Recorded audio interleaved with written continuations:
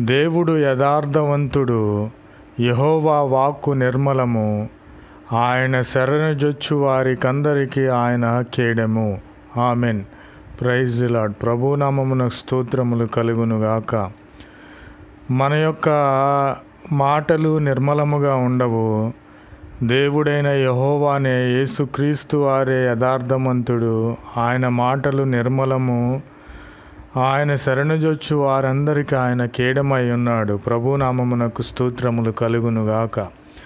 కాబట్టి ప్రభు అయిన క్రీస్తు వారే మనకు ఆశ్రయము, దుర్గము, మన బలము, మన కోట. ఆయన మార్గము అందు యథార్థవంతులను నడిపింపచేసే దేవునిగా ఉన్నాడు.